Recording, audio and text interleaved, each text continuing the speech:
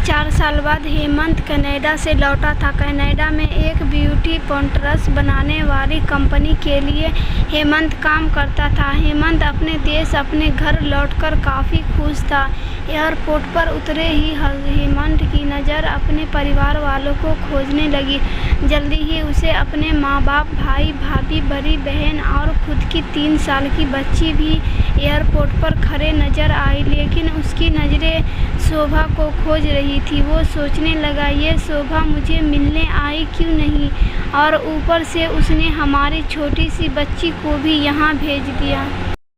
Ashwin airport पर सबसे हंसी खुशी मिला। फिर उसने शोभा के बारे में पूछा तो उसकी दीदी बोल पड़ी, भाई वो घर पर ही है, तुम्हारे लिए खाना तैयार कर रही है।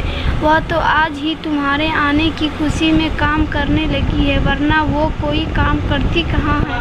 अक्षिन ने अपनी बेटी को प्यार से उठा लिया, लेकिन उसकी बेटी उसे देखकर रोने लगी। लाओ मुझे दो बच्ची को, वह तुम्हें काफ़ी दिनों बाद देख रही है ना, इसलिए पहचान नहीं पा रही होगी। कहते हुए दीदी ने बच्ची को अपने पास ले लिया। सभी टैक्सी में बैठकर अपने घर की तरफ रवाना हुए। अक्षिन अपने परिवार से मिलकर खुश था, लेकिन ये बात कि शोभा उसे एयरपोर्ट पर मिलने नहीं आई उसे काफ़ी परेशान कर रही थी। वो सोचने लगा, क्या खाना बनाना इतना ज़्यादा ज़रूरी था मुझसे मिलने से भी ज़्यादा, और वो भी तब जब मैं 4 साल बाद वापस आया हूँ। इन्हीं ख्यालों में घर तक का आधा रास्ता बीत गया। अब उसकी बच्ची उसे देखकर रो नहीं रही थी, इसलिए अक्षिन उसके साथ खेलने लगा। बाकी का आधा रास्ता भी ख़त्म हुआ और सब घर पहुँच गए। गाड़ी की आवाज़ सुन शोभा बालकनी में आकर खड़ी हो गई और अक्षिन की तरफ देखने लगी। अक्षिन भी जैसे ही गाड़ी से उतरा, उसने पहले दरवाजे की तरफ और बाद में बालकनी की तरफ नज़रें घुमाई, जैसे वह सुबह को ही देखना चाहता हो। अक्षिन से नज़रें मिलते ही शोभा के चेहरे पर मुस्कान झलक पड़ी। अक्षिन भी उसे देखकर हल्के से मुस्कुरा दिया। सभी घर के अंदर गए। शोभा सबके लिए पानी लेकर आई और सभी को पानी देने के बाद फिर से किचन में चली गई चाय बनाने के लिए। थोड़ी देर तक सभी परिवार वालों से बातें करने के बाद अक्षिन शोभा को बुलाने लगा। माँ ने उसे बीच में टोकते हुए कहा, रहने दो उसे, किचन में थोड़ा काम कर लेने दो, बाद में अपने पास आ जाएगी। तुम बैठो यहाँ मेरे पास, वैसे भी कहाँ ज़्यादा काम करती है वह। अक्षिन यही बात दूसरी बार शोभा के बारे में सुन रहा था। अब उसने सोचा कि मेरे परिवार वाले मुझसे झूठ थोड़ी बोलेंगे। हर दिन नहीं होता होगा उसको इतना काम, आज थोड़ा सा है, करने देते हैं, मैं बाद में उससे बात कर लूँगा। अक्षिन अपने परिवार वालों के बातचीत में मगन हो गया। एक के बाद एक रिश्तेदार और पड़ोसी अक्षिन को मिलने आते रहे और शोभा को किचन से बाहर निकलने का समय ही नहीं मिला। सभी के लिए चाय बनाना, नाश्ता बनाना, यही करते करते शाम हो गई। शाम होते ही अकेली शोभा इस बड़े से परिवार का खाना बनाने में जुट गई। 2 घंटे बाद सभी परिवार वाले खाना खाने के लिए डाइनिंग टेबल पर बैठे थे, सिवा शोभा के। अक्षिन चाहता था इस शोभा भी उसके साथ बैठकर खाना खाए, लेकिन फिर माँ ने कहा, अगर वह भी खाना खाने बैठ जाएगी तो सबको परोसेगा कौन। सभी के खाना खाने के बाद शोभा ने अकेले खाना खाया। रात को सोने के वक्त अक्षिन और शोभा अच्छे से मिल पाए। अक्षिन शोभा के साथ काफ़ी बातें करना चाहता था, लेकिन वह उसके चेहरे पर थकान और नींद अच्छे से देख सकता, इसलिए उसने शोभा को परेशान न करने का फैसला किया और उसे सोने दिया। शोभा सोने ही वाली थी कि उसकी छोटी बच्ची रोने लगी, तो शोभा तुरंत उठकर उसे दूध पिलाने के लिए चली गई। अक्षिन कब सो गया उसे पता ही नहीं चला। जब सुबह बच्ची की रोने की आवाज़ आने लगी तो अक्षिन उठा और शोभा को पुकारने लगा। जब शोभा पास नहीं दिखी तो उसने बच्ची को चुप कराया और फिर से सुला दिया। अक्षिन बाद में शोभा को देखने लगा तो शोभा उसे फिर से किचन में मिली, जो सुबह सुबह ही जल्दी उठकर घरवालों के चाय नाश्ते की तैयारी में लग गई थी। अब अक्षिन सोचने लगा, माँ और दीदी तो कहती थी कि शोभा ज़्यादा काम नहीं करती, लेकिन जो भी देख रहा हूँ वो तो कुछ और ही है। अक्षिन अब सब समझ गया था, पर वो अपनी माँ को ऐसा नहीं बोल सकता था कि शोभा से ज़्यादा काम न कराया करो। इसलिए अब उसने खुद ही शोभा की मदद करना शुरू कर दिया था। अक्षिन के हाथ बटाने से शोभा को थोड़ा अच्छा लगने लगा था। पहले जहाँ उसका चेहरा थकान से उतरा रहता था, अब उस पर थोड़ी थोड़ी चमक आने लगी थी। अक्षिन ने कुछ दिनों में ही ये महसूस कर लिया था कि शोभा अब वो शोभा नहीं रही जिसे अक्षिन शादी करके लाया था। वो तो कोई और थी जो तोते की तरह बोलती थी, और ये शोभा तो बिल्कुल चुप है, गुमसुम है। ऐसा लगता है जैसे किसी के दबाव में हो, किसी डर की वजह से सहमी हुई हो। अक्षिन शोभा को उसके काम में ज़्यादा मदद करने लगा। अक्षिन का ऐसा व्यवहार अब घर वालों को खटकने लगा।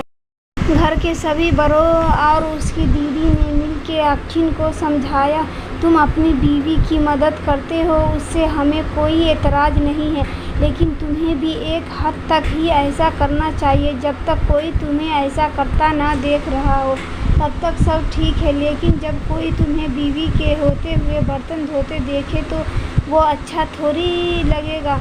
और सोचने लगा, आगे चलकर शोभा को तुम्हारी हेल्प की आदत पड़ गई तो तुम्हारा अपना काम में ध्यान लगाना मुश्किल हो जाएगा। अक्षिन हमेशा से ही अपने परिवार वालों की बात मानता आया था। जिस तरह से सबने अक्षिन को समझाया था, अक्षिन भी उनकी बातों में आ गया। अब अक्षिन शोभा की मदद करने से कतराता था। कभी कतार वह बच्ची के लिए दूध गर्म कर लिया करता, उससे ज़्यादा कुछ नहीं। घर वालों ने अक्षिन को विदेश जाने से मना कर दिया और कहा कि यहीं पर कुछ काम कर लो। अक्षिन ने अब घर से ही ब्यूटी प्रोडक्ट्स ऑनलाइन बेचना शुरू कर दिए।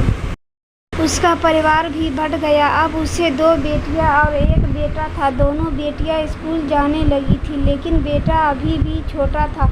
जितना अक्षिन कमाता था उतना सबके लिए काफ़ी न था। काफ़ी सोच विचार करने के बाद अक्षिन ने यह फैसला किया कि वह अब शोभा के साथ शहर में जाकर रहेगा, जहाँ पर शोभा भी काम कर पाएगी और वह घर से ही अपने ब्यूटी प्रोडक्ट्स बेचना शुरू रखेगा। इस तरह से वे अपने पैरों की तंगी को पूरा करेंगे। परिवार वालों ने भी अक्षिन को इजाज़त दे दी। अक्षिन चाहता था कि माँ भी उसके साथ रहे, लेकिन माँ को शहर में आना मंजूर न था। माँ बड़े भाई के साथ रहने लगी। शहर में अब शोभा नौकरी करती और अक्षिन घर से ही ऑनलाइन अपने प्रोडक्ट बेचता। कई साल ऐसे ही बीत गए। शोभा घर का काम और बाद में बाहर का काम करके पहले से भी ज़्यादा थकी रहने लगी। परिवार वालों की अक्षिन के दिमाग में डाली बातें अभी भी उस पर असर करती थी। वह यहाँ पर भी है शोभा का हाथ न बटाया करता। अक्षिन अब दिन रात अपने प्रोडक्ट बेचने में ही मसरूफ़ रहता। कभी कभी शोभा उससे कहती कि मुझे अच्छा नहीं महसूस हो रहा है, मुझे डॉक्टर के पास ले चलो। वो हाँ कह देता, लेकिन अपने काम में इतना खो जाता कि कभी उसको डॉक्टर के पास ले ही नहीं जाता। शोभा तो बीमार थी, लेकिन एक बार अक्षिन बहुत ज़्यादा बीमार हो गया। इतना बीमार हो गया कि उसे अस्पताल में भर्ती करवाना पड़ा। अस्पताल में अक्षिन के पास सिर्फ शोभा थी और कोई। इतना बीमार होने के बाद भी उसके परिवार वाले सिर्फ उससे मिलकर वापस अपने घर चले गए थे। उसका सहारा बनने के लिए, उसकी तकलीफ़ बांटने के लिए कोई भी उसके साथ नहीं था। बिस्तर पर पड़े और शारीरिक तकलीफ़ से गुजर रहे अक्षिन को अपने का एक ऐसा व्यवहार बहुत तकलीफ़ दे रहा था। फिर वह सोचता कि उसने भी तो शोभा के साथ ज़िंदगी भर यही किया है। क्या वो शोभा का जीवन साथी सिर्फ नाम का ही नहीं था? जब साथ देने की बारी आती तो उसने दूसरों के बहकावे में आकर उससे किनारा कर दिया था। यहाँ तक कि शोभा के खुद अपने मुंह से कहने के बाद भी उसकी तकलीफ़ को वो नज़रअंदाज करता आया था। अक्षिन को अब अपना दर्द शोभा के दर्द के आगे मामूली सा लगने लगा। उसके दर्द को न बांटकर उसने बहुत बड़ा गुनाह किया हो, ऐसा उसे लगने लगा। पछतावा के आंसू अक्षिन की आंखों से बहने लगे। अपने सारी गलतियों और गुनाहों के लिए शोभा से माफ़ी मांगी। दोस्तों, जीवन साथी का मतलब होता है जीवन के हर उतार चढ़ाव में, जीवन के हर मोड़ में जो साथ दे। साथ होने और साथ देने में उतना ही फर्क होता है जितना सिर्फ वादा करने में और सचमुच वादा निभाने में होता है। दोस्तों, एक पत्नी की दर्द भरी कहानी पति की दृष्टिकोण को हमने बयां की है। इस कहानी को पढ़कर किसी भी पति या पत्नी का अपने जीवन साथी के प्रति व्यवहार सुधर जाएगा, तो इस कहानी को लिखने का उद्देश्य सफल हो जाएगा। पूरी कहानी पढ़ने के लिए धन्यवाद।